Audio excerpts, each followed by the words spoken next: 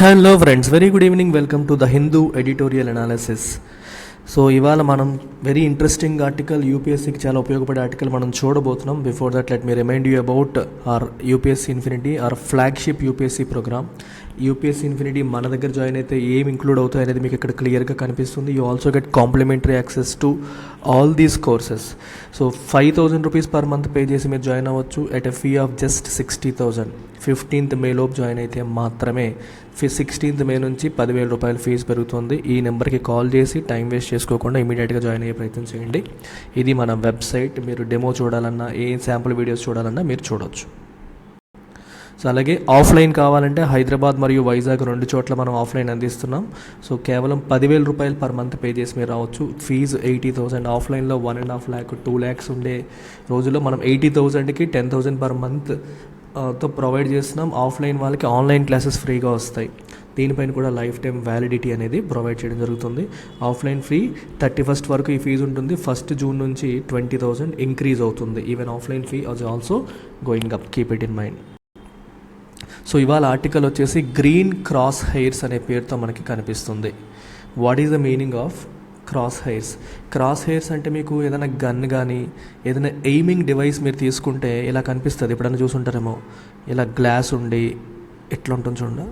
అంటే centre point ఏదో చెప్పడం కోసం ఉపయోగపడే ఈ థిన్ వైర్స్ని క్రాస్ హెయిర్స్ అంటారు. దీనివల్ల ఏమవుతుందంటే యూ కెన్ ఎయిమ్ అనమాట. సరిగ్గా సెంటర్ పాయింట్ ఇది. సో సరిగ్గా ఎయిమ్ చేయడానికి హెల్ప్ అయ్యేవి క్రాస్ హెయిర్స్. అయితే అది షూటింగ్లో వాడే టెర్మినాలజీ, కానీ ఇక్కడ ఎందుకు వాడారు అని మీకు డౌట్ రావచ్చు. సో ఫిగరేటివ్లీ క్రాస్ హెయిర్స్ అనేది ఎలా అంటే, ఇప్పుడు ఎయిమింగ్ అనేది దేనికి చేస్తాం? టార్గెట్ చేయడానికి. అంటే గ్రీన్ టెక్నాలజీస్ పేరుతో ఇండియాని టార్గెట్ చేస్తున్నట్టు. అర్థమవుతుందా?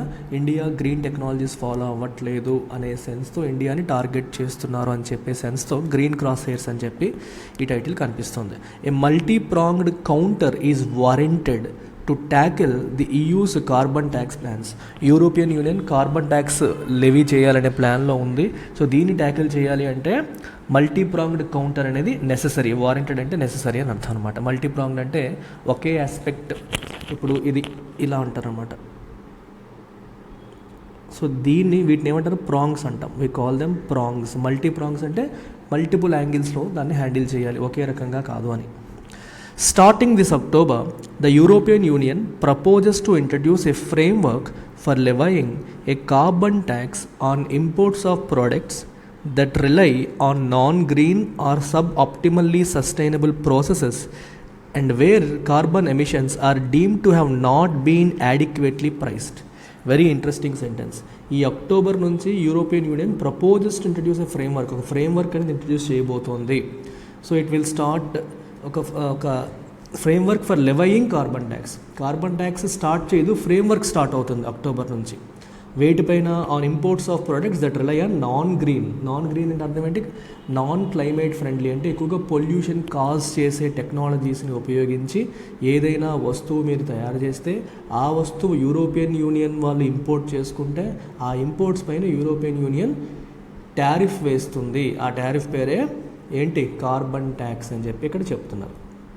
అయితే ఇక్కడ ఆబ్జెక్టివ్, ఇక్కడ ఇంకా కొన్ని పదాలు చూస్తే మీకు where carbon emissions are deemed to have not been adequately priced. దీని అర్థం ఏంటో మీరు గమనించాలి. ఎప్పుడైనా సరే మనకి ఈ పొల్యూషన్ తగ్గించడం కోసం అని చెప్పేసి కార్బన్ క్రెడిట్స్ అనే మెకానిజం తీసుకొచ్చారు.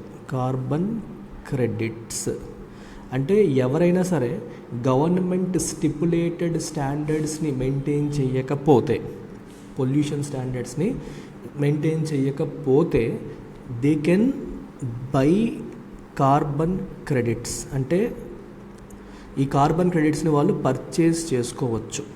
ఎవరైతే గవర్నమెంట్ చెప్పిన దానికంటే ఇంకా ఎక్కువ బెటర్ స్టాండర్డ్స్ మెయింటైన్ చేస్తున్నారో they will be assigned credits. చాలా జాగ్రత్తగా వినండి. They will be assigned credits. ఇక్కడ B అనే 2 కంపెనీస్ ఉన్నాయనుకోండి. ఈ B అనే కంపెనీ గవర్నమెంట్ చెప్పిన దానికంటే ఇంకా ఎక్కువ గ్రీనరీ టెక్నాలజీస్ని ఉపయోగించి ఇండస్ట్రీ రన్ చేస్తుంది అనుకోండి. దీనికి కార్బన్ క్రెడిట్స్ అనేవి వస్తాయి. ఈ క్రెడిట్స్ అనేవి వీళ్ళు B అనే కంపెనీ అమ్ముకోవచ్చు. ఎవరికి అమ్ముకోవచ్చు? ఏ కంపెనీ అయితే స్టాండర్డ్స్ని అనుకున్నంతగా ఫాలో అవ్వట్లేదో వాళ్ళు ఈ కార్బన్ క్రెడిట్స్ని కొనుక్కోవాల్సి వస్తుంది యాజ్ ఏ పెనాల్టీ. అంతే కదా మరి, వాళ్ళు ఫాలో అవ్వట్లేదు కాబట్టి వాళ్ళు క్రెడిట్స్ కొనుక్కోవాలి. సో వీళ్ళు ఫాలో అవ్వనందుకు వీళ్ళకి వేస్తున్న ఎక్సెస్ పెనాల్టీ ఈ కార్బన్ క్రెడిట్స్ కొనుక్కోమని చెప్పడం, వీళ్ళు ఫాలో అవుతున్నందుకు ఇంకా బాగా చేస్తున్నందుకు వీళ్ళకి ఇస్తున్న బెనిఫిట్ కార్బన్ క్రెడిట్స్ని అమ్ముకునే అవకాశం, కార్బన్ క్రెడిట్ సర్టిఫికెట్స్ అనేవి వీళ్ళకి వస్తాయి, వీళ్ళు వాళ్ళకి అమ్ముకునే అవకాశం అనేది ఉంటుంది. మీకు జస్ట్ టూకీగా చెప్పాను, ఇది ఒక్కొక్క కంట్రీలో ఒక్కొక్క రకంగా ఆపరేట్ అవుతుంది, బట్ ఓవరాల్గా బేసిక్ కాన్సెప్ట్ అయితే ఇదే. అయితే ఇక్కడ ఈ సెంటెన్స్ చూసారా, where carbon emissions are deemed to have not been adequately priced అంటే మీనింగ్ అది. అంటే ఎక్కడైతే ఎక్సెస్ కార్బన్ ఎమిషన్స్ చేస్తున్నా దానికి పెనాల్టీస్ అనేవి సరిగ్గా లేవు, అంటే దానికి ప్రైసింగ్ మెకానిజం సరిగ్గా లేదు. ప్రైసింగ్ మెకానిజం అంటే అర్థం ఏంటి, when you are not following certain standards you will be force to purchase certain carbon credits. అయితే ఆ పర్చేస్ చేసే విధానం, పర్చేస్ చేయమని పీనలైజ్ చేసే విధానం అనేది అంత స్ట్రాంగ్గా లేదు అని భావించినప్పుడు, అర్థమైందా? అంటే గవర్నమెంట్ అంతగా సరైన స్టాండర్డ్స్ మెయింటైన్ చేయని వాళ్ళకి కూడా కార్బన్ క్రెడిట్స్ కొనమని చెప్పట్లేదు, వాళ్ళకి పెనాల్టీ అనేది సరిగ్గా పడట్లేదు అని భావిస్తే అట్లాంటి ప్రొడక్ట్స్ పైన యూరోపియన్ యూనియన్ వాళ్ళు ట్యాక్స్ వేస్తారు. ఆ ట్యాక్స్ పేరే కార్బన్ ట్యాక్స్ అనమాట. ఇది కథ.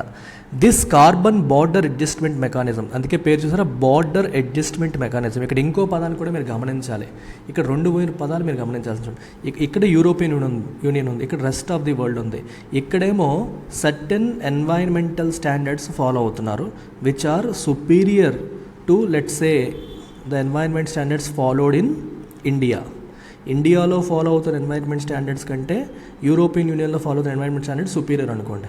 సో ఎప్పుడైతే నువ్వు ఎక్కువ స్టాండర్డ్స్ ఫాలో అవుతున్నావో your cost will be more.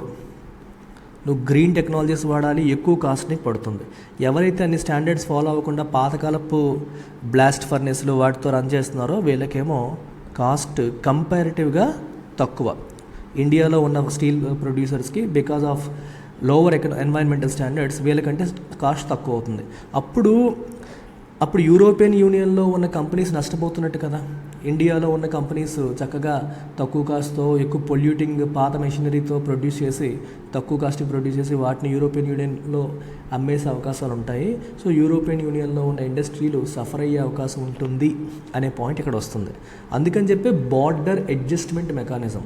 So అందుకని మనలాగా ఎన్వైరన్మెంటల్ స్టాండర్డ్స్ ఫాలో అవ్వకుండా మనకంటే లోవర్ ఎన్వైరన్మెంట్ స్టాండర్డ్స్ ఫాలో అవుతూ ఎవరన్నా స్టీల్ కానీ అల్యూమినియం కానీ ఇలాంటి వస్తువులు ప్రొడ్యూస్ చేసి యూరోపియన్ యూనియన్కి ఎక్స్పోర్ట్ చేస్తే అట్లాంటి దానిపైన మనం ట్యాక్స్ వేద్దాము. అదే border adjustment mechanism. We're following higher standards, they are following lower standards. దానికి సిగ్నిఫికెంట్ బెనిఫిట్స్ వాళ్ళకి వెళ్ళిపోతున్నాయి, తక్కువ కాస్ట్కి ప్రొడ్యూస్ అయిపోతుంది. మనమేమో ఎన్వైరన్మెంట్ కోసం కొట్టుకుంటున్నాం, వాళ్ళేమో పట్టించుకోవట్లేదు అని యూరోపియన్ యూనియన్కు ఉద్దేశం. రెండవది, వీళ్ళకి ఇంకొక ప్రపోజల్ ఉంది, ఫిట్ ఫర్ 55 అని, లేదా ఫిట్ టు 55 అని చెప్పి ఒక ప్రపోజల్. అంటే 1990 లెవెల్తో పోలిస్తే 55% కార్బన్ ఎమిషన్స్ తగ్గించాలి అని చెప్పి ఒక గోల్ పెట్టుకుంది యూరోపియన్ యూనియన్. అర్థమవుతుందా? ఆ గోల్ అనేది పెట్టుకుంది. ఆ గోల్ టార్గెట్ పెట్టుకొని వీళ్ళు తగ్గించుకుంటూ వస్తున్నారు. సో కాబట్టి ఈ దేశంలోకి ఎంటర్ అయ్యే ప్రొడక్ట్స్ కూడా కార్బన్ ఇంటెన్సివ్ అయి ఉండకూడదు, అంటే పొల్యూటింగ్ ఇండస్ట్రీస్ నుంచి వచ్చినవి అయి ఉండకూడదు, ఇలాంటి సిమిలర్ ఎన్వైరన్మెంటల్ స్టాండర్డ్స్ ఫాలో అయ్యేవి అయి ఉండాలి అనే ఉద్దేశంతో వీళ్ళు ఇదంతా చేయడం అనేది జరుగుతుంది. So keep this in mind, ఇదంతా మైండ్లో పెట్టుకొని చూడండి. అయితే ఇప్పుడు ఏం చేస్తారంటే, it will begin with an import monitoring mechanism and culminate in the levy of duties as determined from January 2026. ఈ అక్టోబర్ నుంచి యూరోపియన్ యూనియన్లో ఎంటర్ అవుతున్న ప్రతి ఒక్క స్టీలు, అల్యూమినియం అన్ని గుడ్స్ యొక్క సోర్సు ఏ కంట్రీ నుంచి వస్తున్నాయి, అక్కడ ఎటువంటి స్టాండర్డ్స్ ఫాలో అవుతారని చెప్పి వీళ్ళు మానిటర్ చేయడం మొదలు పెడతారు. మానిటర్ చేయడం మొదలుపెట్టి 2024, 2025 ఈ ప్రాంతాలంతా ఒక 2.5 years మానిటర్ చేసి ఎంత ట్యాక్స్ వేయాలని చెప్పి ఫిక్స్ చేసుకొని January 2026 నుంచి ఇది ఇంప్లిమెంట్ చేస్తారు. సో గుర్తుపెట్టుకోవాల్సింది ఏంటి అంటే, ఇంప్లిమెంటేషన్ ట్యాక్స్ వేయడం అనేది 2026 నుంచి కదా, ఫ్రేమ్వర్క్ ఈ సంవత్సరం అక్టోబర్ నుంచి మానిటరింగ్ మెకానిజంతో, ఇంపోర్ట్ మానిటరింగ్ మెకానిజంతో ఇది ఇప్పుడే స్టార్ట్ అయిపోతుంది. ఇది మీరు గుర్తుపెట్టుకోవాలి. కల్మినేట్ అంటే ఫైనల్లీ ఎండ్ అనమాట, అది క్లైమాక్స్ అన్నట్టు. The EU argues that the CBAM will ensure its climate objectives are not undermined by carbon intensive imports. European union ఏమంటుంది, మాకంటూ కొన్ని క్లైమేట్ ఆబ్జెక్టివ్స్ ఉన్నాయి, అవి ఈ కార్బన్ ఇంటెన్సివ్ ఇంపోర్ట్స్తో అవి దెబ్బతినడానికి మేము ఒప్పుకోము. We will ensure it and spur cleaner production in the rest of the world. ఇలా మేము ఎక్స్ట్రా ట్యాక్స్లు వేయడం ద్వారా రెస్ట్ ఆఫ్ ది వరల్డ్ కూడా గ్రీన్ టెక్నాలజీస్ ఉపయోగించేలాగా మేము ఇన్సెంటివైజ్ చేస్తాము. నెగిటివ్లీ ఇన్సెంటివైజ్ చేయడం అంటే మీరు చేయకపోతే నేను ట్యాక్స్ వేస్తాను అన్నట్టు భయపెడుతూ. ఇప్పుడు ఏమవుతుంది చెప్పండి, యూరోపియన్ యూనియన్ వాళ్ళు కార్బన్ ట్యాక్స్ వేయడం వల్ల ఇండియన్ ప్రొడక్ట్స్ అనేవి కాంపిటేటివ్నెస్ కొంత కోల్పోతాయి. వాళ్ళు ఎక్కువ ట్యాక్స్ వేస్తారనుకోండి, మన ప్రొడక్ట్ మీద టారిఫ్ పడి ఈయూలో ఎంటర్ అయిన తర్వాత మన ప్రొడక్ట్ యొక్క ప్రైస్ పెరిగిపోతుంది. ప్రైస్ ఎప్పుడు పెరుగుతుందో దానికి తగ్గట్టు డిమాండ్ తగ్గిపోతుంది. మనకంటే తక్కువ ప్రైస్ ఉన్న వాటికి డిమాండ్ పెరిగి మనం వెనకబడిపోయే అవకాశాలు అనేవి ఉన్నాయన్నమాట.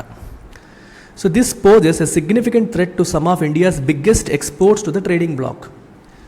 సో ఈ ట్రేడింగ్ బ్లాక్కి మనం చాలా ఎక్కువ ఎక్స్పోర్ట్స్ చేస్తున్నాము, వాటికి సిగ్నిఫికెంట్ థ్రెట్ అనేది దీనివల్ల రాబోతుంది. Including iron ore, steel with carbon levies estimated to range from 19.8% to 52.7%. 19.8 నుంచి 52.7% వరకు మనకి ఈ ఛార్జెస్ అనేవి ఉండవచ్చు అని చెప్తున్నారు. During a visit to France in early April, Commerce and Industry Minister Piyush Goyal said it was too early to gauge the taxes impact on India's export. So ఫ్రాన్స్కి రీసెంట్గా మన commerce and industry minister Piyush Goyal visit చేశారు. ఆ విజిట్లో ఆయన ఏం చెప్పారంటే ఈ tax యొక్క ఇంపాక్ట్, ఇండియా యొక్క ఎక్స్పోర్ట్స్ పైన ఈ ట్యాక్స్ యొక్క ఇంపాక్ట్ ఎంత ఉంటుందనేది గెస్ చేయడం అప్పుడే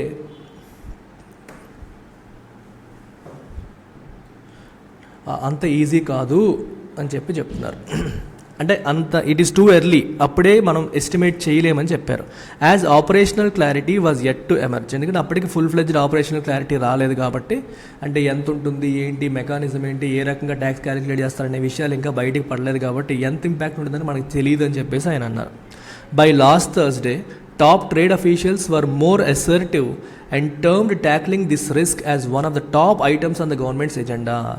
లాస్ట్ థర్స్డే కల్లా మన ట్రేడ్ అఫీషియల్స్ అందరూ కూడా చాలా అసర్టివ్గా స్ట్రాంగ్గా చెప్పారు. ఏం చెప్పారు, ఈ రిస్క్ని ట్యాకిల్ చేయడం అనేది గవర్నమెంట్ ఎజెండాలో టాప్ ఐటమ్ కింద ఉండాలి, with several options being explored. ఎలా హ్యాండిల్ చేయాలని చెప్పి రకరకాల ఆప్షన్స్ మనం ఎక్స్ప్లోర్ చేయాలని చెప్పడం జరిగింది. It is critical that the center reacts with greater alacrity to what may be considered by some as a sophisticated trade barrier doused in greenwashing optics proposed by the EU. So చాలా interesting words ఇక్కడ వచ్చాయి చూడండి. It is critical అంటే it is very important that the centre reacts with greater alacrity. Centre greater అలాక్రిటీతో react అవ్వాలి. Alacrity అంటే ఏంటమ్మా అర్థం? విత్ ఎ గ్రేట్ ఎంతూజియాజంతో రియాక్ట్ అవ్వాలి to what may be considered by some as a sophisticated trade barrier. కొంతమంది దీన్ని ఏమంటున్నారంటే బయటికి చాలా మంచి పదజాలంతో చూపిస్తున్నప్పటికీ యూరోపియన్ యూనియన్ సైలెంట్గా వేరే పేరుతో ఇష్యూ చేస్తున్న ట్రేడ్ బ్యారియర్ ఇది, ట్రేడ్కి ఒక అడ్డంకి లాంటిది. వరల్డ్ ట్రేడ్ ఆర్గనైజేషన్ వచ్చిన తర్వాత మనకి ట్రేడ్ బ్యారియర్స్ అన్ని తీసేయాలని రకరకాల రూల్స్ తీసుకొచ్చారు. రూల్స్ తీసుకురావడం ఇవన్నీ జరిగాయి. ఇలాంటి టైంలో మళ్ళీ కొత్త పేరు పెట్టుకొని, ఎన్వైరన్మెంట్ పేరు పెట్టుకొని, సోఫిస్టికేటెడ్ టెర్మినాలజీతో ఒక క్రియేట్ చేస్తున్న ఒక ట్రేడ్ బ్యారియర్ ఇది, doused in green washing optics. Green washing అంటే అర్థం ఏంటంటే మనం చెయ్యకపోయినా సరే చేస్తున్నట్టు చెప్పడం. అంటే so let's say you are doing a construction, you are following normal methods, but బయటికి మాత్రం నువ్వు గ్రీన్ టెక్నాలజీ యూజ్ చేస్తున్నట్టుగా చెప్తున్నావు అనుకో, అప్పుడు దాన్ని ఏమంటాం? Green washing. గ్రీన్ వాషింగ్ అంటే అర్థమైందా? Even though you are not using a communication and marketing strategy అనమాట గ్రీన్ వాషింగ్ అనేది, అడాప్టెడ్ బై కంపెనీస్. సో వీళ్ళు ఏం చెప్తారంటే వాళ్ళు చేయకపోయినా సరే చేస్తున్నట్టు, కంపెనీ ప్రొడక్ట్స్ గురించి, కంపెనీస్ గురించి కానీ వేరే గురించి కానీ వాళ్ళు చెయ్యనివి చేస్తున్నట్టు, లేకపోతే ఎక్కువ ఇంపాక్ట్ ఉన్నవి తక్కువ ఇంపాక్ట్ ఉంటాయని చెప్తున్నట్టు ఒక ఫాల్స్ ఇంప్రెషన్ క్రియేట్ చేయడం, మిస్లీడింగ్ ఇన్ఫర్మేషన్ అనేది క్రియేట్ చేయడం, చాలా స్ట్రాంగ్గా ఉన్నాం మేము అని చెప్పి చూపించే ప్రయత్నం చేయడం. సో ఇక్కడ కూడా ఏంటంటే యూరోపియన్ యూనియన్ మా స్టాండర్డ్స్ చాలా సూపర్గా ఉన్నాయి, బంపర్గా ఉన్నాయి, మీవేమో బాగాలేవు అని వాళ్ళని వాళ్ళు సుపీరియర్గా చూపించుకునే ప్రయత్నం చేయడం, ఉన్నదానికంటే ఎక్కువ ఉన్నది అని చెప్పే ప్రయత్నం చేస్తున్నారు అని కొంతమంది ఆర్గ్యూ చేస్తున్నారు. ఆప్టిక్స్ అంటే బయటికి అలా చూపించడం అని అర్థం అనమాట. డౌజ్డ్ అంటే దాంట్లో ఆ ముసుగులో అన్నట్టు. Proposed by యూయూ. Last year, about a third of India's iron, steel, aluminum exports, for instance, were shipped to EU members. EU మెంబర్స్కి షిప్ చేయడం జరిగింది. ఏవి మన ఇండియా నుంచి వెళ్తున్న ఐరన్, స్టీలు, అల్యూమినియం ఎక్స్పోర్ట్స్లో 1/3 ఈయూకి వెళ్ళింది. ఇంజనీరింగ్ ఎక్స్పోర్ట్స్ కూడా ఈయూకి ఎక్కువగా వెళ్తాయి. They would be impacted too, అవి కూడా ప్రభావితం అవుతాయి ఈ ట్యాక్స్ వల్ల. Larger players across sectors are gradually turning to greener technologies. Greener technologies పెద్ద కంపెనీస్ మెల్లమెల్లగా వాడడం మొదలుపెట్టాయి. కాకపోతే but the transition needs time, ఈ ట్రాన్సిషన్ కొంత టైం పడుతుంది. Even more so for smaller బిజినెసెస్కి ఇంకా ఎక్కువ టైం పడుతుంది to move away from legacy carbon heavy technologies. Present ఏ వాడుతున్నారు? బ్లాస్ట్ ఫర్నెస్, స్టీల్ మేకింగ్కి బ్లాస్ట్ ఫర్నెస్ లాంటివి వాడుతున్నారు. సో ఇప్పుడు రీసెంట్గా గ్రీన్ టెక్నాలజీ అంటే గ్రాఫైట్ ఎలక్ట్రోడ్స్ వాడి తయారు చేస్తే అది గ్రీనర్ అనమాట. ఈ బ్లాస్ట్ ఫర్నెస్లో ఉపయోగించేసేది పాత టెక్నాలజీ. వీటినే ఎక్కువగా వాడుతున్నారు. వీటి నుంచి గ్రీనర్ టెక్నాలజీస్కి వెళ్ళడం అంత ఈజీ కాదు, టైం పడుతుంది. The EU believes the carbon tax is compatible with world trade organisations norms. EU ఏముంటుందంటే WTO నామ్స్ ఇది కంపాటబుల్ అని చెప్పేసి వాళ్ళు భావిస్తున్నారు. కానీ India is looking to challenge that. కానీ ఇండియా మాత్రం వరల్డ్ ట్రేడ్ ఆర్గనైజేషన్ ఒక కేసు వేద్దాము, చూద్దాము, ఈ ట్రేడ్ బ్యారియర్స్ వేయడం ఏంటి, మేము నష్టపోతాం కదా అని చెప్పి ఇండియా ఆలోచిస్తుంది. It may also flag the incompatibility with the UN's climate change framework which moods common but differentiated responsibilities for developed and developing nations. India ఇంకో విషయాన్ని కూడా హైలైట్ చేయొచ్చు. ఏంటది? UN climate change framework, UNCCC యొక్క framework convention and climate change, UNFCCC అంటారు కదా, వాటి యొక్క పాయింట్ ఏంటంటే కామన్ బట్ డిఫరెన్షియేటెడ్ రెస్పాన్సిబిలిటీస్. ఇప్పుడు ఇండియా ఉంది, US ఉంది.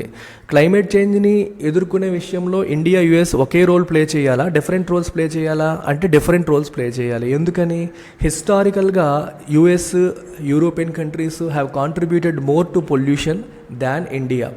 ఇవన్నీ ఎప్పుడో ఇండస్ట్రియలైజ్ అయిపోయి, ఎప్పుడో డెవలప్ అయిపోయాయి. వీళ్ళు ఎప్పుడో ఎంతో పొల్యూషన్ చేయాల్సింది చేస్తారు. ఇప్పుడు వీళ్ళు డెవలప్ అయిపోయిన తర్వాత సడన్గా మనం క్లైమేట్ చేంజ్ని ఎదుర్కోవాలి, మీరందరూ ఏం చేయకండి, ఇండస్ట్రియలైజేషన్ ఆపేయండి అనకూడదు. ఎందుకంటే ఇండియా లాంటి కంట్రీ ఇంక ఇప్పుడిప్పుడే డెవలప్ అవుతుంది. సో డెవలప్ అవుతున్న మన కంట్రీకి ఆల్రెడీ డెవలప్ అయిపోయిన వాటికి ఒకే రెస్పాన్సిబిలిటీ ఉండదు. వాళ్ళు ఎక్కువ తప్పు చేశారు కాబట్టి వాళ్ళకి ఎక్కువ రెస్పాన్సిబిలిటీ ఉంటుంది, మనకి తక్కువ తప్పు చేశాం కాబట్టి మనం తక్కువ రెస్పాన్సిబిలిటీ ఉంటుంది. అందుకే ఇద్దరికీ రెస్పాన్సిబిలిటీ ఉంటుంది అనే పాయింట్ కామన్. కానీ ఇద్దరికీ సమానమైన రెస్పాన్సిబిలిటీ ఉండదు అనేది differentiated. Because they were the culprits, we were the victims. We're the victims, వాళ్ళు కల్ప్రిట్స్, మనం సఫర్ అయ్యాం, రైట్? అందుకని ఇద్దరికి ఈక్వల్ రెస్పాన్సిబిలిటీ అనేది ఉండదు, డిఫరెన్షియేటెడ్ రెస్పాన్సిబిలిటీ ఉంటుంది అనేది యునైటెడ్ నేషన్ వాళ్ళు చెప్తున్న మాట కూడా. సో ఆ పాయింట్ని కూడా ఇండియా హైలైట్ చేయొచ్చు. సో మీరు ఎన్వైరన్మెంటల్ స్టాండర్డ్స్ని ఫాలో అయితే మేము అదే స్టాండర్డ్స్ ఇమీడియట్గా ఫాలో అవ్వాలంటే కుదరదు. You are ahead of us in certain things. మీరు ఇంతకుముందు చాలా పొల్యూషన్ కాజ్ చేసేసారు, ఇప్పుడు మారారు అని ఇండియా వాదించవచ్చు. అయితే but even if these arguments are upheld, ఈ ఆర్గ్యుమెంట్స్ అనేవి కరెక్ట్ అని తేల్చినప్పటికీ these two avenues lack enforcement options. ఈ రెండింటికి ఎన్ఫోర్స్మెంట్ ఆప్షన్స్ అనేవి లేవు. అంటే మనం ఎన్ఫోర్స్ చేయలేం. You can say that United nations వాళ్ళు చెప్పిన దాని ప్రకారం మీది కాంపాటబుల్గా లేదు, ఇద్దరికీ సమానమైన రెస్పాన్సిబిలిటీ ఎలా ఉంటుంది అని మనం అనొచ్చు. కానీ దాన్ని ఎన్ఫోర్స్ చేయడానికి మెకానిజం ఉందా? లేదు. కొన్ని ఎలా ఉంటాయంటే కొన్ని ఐడియాస్ రూపంలోనే ఉంటాయి, ఎన్ఫోర్సింగ్ మెకానిజం ఉండదు. ఇప్పుడు ఫర్ ఎగ్జాంపుల్ మనకి ఇలా ఉండాలి అలా ఉండాలి అని మామూలుగా మాటలు చెప్పడం వేరు, దాన్ని చట్ట రూపంలో మార్చడం వేరు. మాటల ద్వారా ఉన్నది వినడానికి బాగుంటుంది, చెప్పుకోవడానికి బాగుంటుంది, నీ మాటే కరెక్ట్ అని చెప్పుకోవడానికి బాగుంటుంది. But unless it is turned into a law, ఒక చట్ట రూపంలో ఉంటే యూ కెనాట్ ఎన్ఫోర్స్ ఇట్. అక్కడ అదే ప్రాబ్లం. యునైటెడ్ నేషన్స్ వాళ్ళ ఆ ఐడియా అనేది మనం చెప్పడానికి బాగుంటుంది, కానీ దాన్ని ఎన్ఫోర్స్ చేయడానికి మెకానిజం లేదు. So A threat of retaliatory tariffs and EU imports is also being waived. అందుకనే మనం అవన్నీ చెప్తే పని అవ్వదు, వాటిని ఎన్ఫోర్స్ చేయలేము. కాబట్టి మీరు అలా చేస్తే మేము కూడా రిటాలియేట్ చేస్తాము, మీ టారిఫ్కి మేము తిప్పి కొడతాము అని భయపెట్టడం అనే ఆస్పెక్ట్ని కూడా ఈజ్ ఆల్సో బీయింగ్ వెయిడ్. దాన్ని కూడా కన్సిడర్ చేస్తున్నారు. అలా చేస్తే ఏమవుతుంది, చేయొచ్చా లేదా, దానివల్ల మంచి ఏంటి చెడు ఏంటి, ఈ ఆస్పెక్ట్స్ని కూడా ఎవాల్యుయేట్ చేస్తుంది India. Even as plans are effort అంటే in progress in developmental stage to quantify the various carbon taxes levied in India. ఇండియాలో చార్జ్ చేస్తున్న వేరియస్ కార్బన్ ట్యాక్సెస్ని క్వాంటిఫై చేయడానికి, ఇప్పుడు ఇందాక చెప్పాను కదా మీకు, మనం ఆల్రెడీ ఈ పొల్యూట్ చేస్తున్న వాళ్ళకి ఇండియాలో కూడా కొంత మనకు కార్బన్ క్రెడిట్స్ అని స్టార్టింగ్లో మీకు మెకానిజం చెప్పాను. పొల్యూట్ చేసే వాళ్ళు కార్బన్ క్రెడిట్స్ కొనుక్కోవాలి, స్టాండర్డ్స్ కంటే బెటర్గా చేసే వాళ్ళకి అసైన్ అవుతాయి క్రెడిట్స్, ఇలాంటివన్నీ మనం మాట్లాడాం కదా. ఇది ప్రెజెంట్ అలాంటివి ఏమున్నాయి అనేది వాటిని కూడా క్వాంటిఫై చేయడానికి కూడా ఇంకోవైపు పనులు అనేవి జరుగుతున్నాయి. Having positioned it self as the voice of global south, India global south యొక్క వాయిస్గా తను పొజిషన్ చేసేసుకుంది ఆల్రెడీ. గ్లోబల్ సౌత్ మీరు వరల్డ్ మ్యాప్ చూసినప్పుడు ఈ southern Asian countries, African countries, Latin American countries ఇవన్నీ కూడా గ్లోబల్ సౌత్. ఆ పైన ఉన్న కంట్రీస్ అన్నీ యుఎస్, వెస్టర్న్ యూరోపియన్ కంట్రీస్ ఇవన్నీ కూడా నార్త్లో ఉన్న గ్లోబల్ నార్త్. ఒక రకంగా కల్చరల్గా మనకంటే వాళ్ళు మోడర్న్, మనకంటే కొంచెం అడ్వాన్స్డ్, డెవలప్డ్ ఉన్న వాళ్ళు అనమాట. సో ఈ గ్లోబల్ సౌత్కి వాయిస్ లేదు, మొత్తం అంతా వాల్ డామినేషన్లోనే ఉంది అనేది ఒక పాయింట్. అందుకని వీళ్ళందరికీ ఒక ఇండియా లీడర్షిప్ తీసుకొని వాళ్ళ వాయిస్గా తను ప్రొజెక్ట్ చేసుకుంటుంది అనమాట గ్లోబల్ సౌత్కి. సో ఇండియా అలాంటి లీడర్షిప్ రోల్ ఉన్న India it must play that part to the hilt. So ఆ లీడర్షిప్ రోల్ని ఫుల్ ఫ్లెడ్జ్డ్గా పర్ఫామ్ చేయాలి. While at the helm of the G20 this year. G20 leadership ఇండియాకే ఉంది కాబట్టి దాన్ని ఉపయోగించుకోవాలి. మనం ఆ రోల్ని పర్ఫెక్ట్గా ప్లే చేయాలి. అండ్ గాల్వనైజ్ అదర్ నేషన్స్, మిగిలిన దేశాలను కూడా ఈ ఫైట్లో భాగస్వాములు చేయడానికి ప్రయత్నం చేయాలి. Right, to take on the EU's carbon tax framework అని చెప్పేసి చెప్తున్నారు. This championing need not revolve around its own concerns. అయితే ఈ పార్ట్ ఏదైతే ఉందో, ఈ ఛాంపియన్ చేయడం అంటే సపోర్ట్ చేయడం, ఛాంపియన్ చేయడం అంటే ఒక కాజ్ కోసం ఫైట్ చేయడం అనమాట. A cause? కార్బన్ ట్యాక్స్ మెకానిజంని ఎదుర్కోవాలి, ఫైట్, దానికోసం చేసే ఫైట్ ఏదైతే ఉందో ఇది it need not revolve around its own concerns. అంటే ఇండియా నష్టపోతుంది అనే ఆస్పెక్ట్తోనే, ఆ యాంగిల్లోనే చేయాల్సిన అవసరం లేదు. But far worse implications for CBAM entails for poorer countries. ఇంకా మనకంటే పూర్ కంట్రీస్ ఉన్నాయి. దీనివల్ల ఆ పూర్ కంట్రీస్ ఇంకెంత సఫర్ అవుతాయి, దీనివల్ల ఎటువంటి నెగిటివ్ కాన్సిక్వెన్సెస్ వాటికి ఉంటాయనే దాన్ని కూడా హైలైట్ చేయాలి. హైలైట్ చేస్తేనే వాళ్ళు మనతో పాటు వస్తారు. ఇండియాకి నష్టం అవుతుంది, మీరు అందరూ చేయగలపాలంటే ఎవరు రారు. మీరు కూడా ఇంత నష్టపోతానని చెప్పి వాళ్ళకి తెలియజెప్తే వాళ్ళు చేతులు కలుపుతారు. Many of whom rely more heavily on mineral resources than India does. India కంటే వాళ్ళు ఇంకా ఎక్కువగా మినరల్ రిసోర్సెస్ పైన ఆధారపడతారు. ఓకేనా, మైన్స్ వీటిపైన ఆధారపడతారు. అట్లాంటి వాళ్ళే ఈ పాతకాలపు టెక్నాలజీస్తో పొల్యూటింగ్ ఇండస్ట్రీస్ రన్ చేస్తూ ఉంటారు.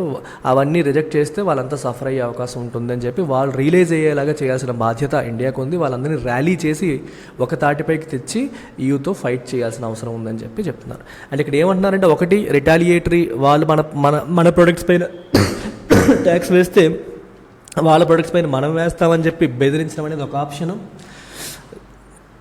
లేదా EUతో కూర్చొని చర్చలు చేసి మాట్లాడి డిస్కస్ చేసి ఒప్పించే ప్రయత్నం చేయడం అనేది ఇంకొక ఆప్షన్. ఇంకొంచెం టైం అడగడం అనేది ఇంకొక ఆప్షన్. లేదంటే మనలాంటి కంట్రీస్ అన్నింటినీ ఒక తాటిపైకి తెచ్చి వాళ్ళపైన ప్రెజర్ పెట్టే ప్రయత్నం చేయడం అనేది ఇంకొక ఆప్షన్. ఇట్లా మల్టిపుల్ ఆప్షన్స్ అనేవి ఇండియా ఎవాల్యుయేట్ చేసి దీన్ని ఎదుర్కోవాలి అని ఫైనల్గా ఇక్కడ తేల్చి చెప్పడం జరుగుతుంది. ఎడిటోరియల్ అనాలిసిస్ అనేది ఇంగ్లీష్ కోసం చూస్తున్న వాళ్ళు you can join English infinity. మనం లైవ్ క్లాస్లో ఇంకా బాగా డిస్కస్ చేసుకుంటాము. ఏమైనా డౌట్స్ ఉన్నా నేను క్లియర్ చేస్తూ ఉంటాను. వొకాబులరీతో పాటు అన్ని కాంపిటేటివ్ ఎగ్జామ్స్కి అవసరమైన కంటెంట్ కూడా ఇంగ్లీష్లో ఇన్ఫినిటీలో లైవ్ క్లాసెస్లో కవర్ అవుతుంది.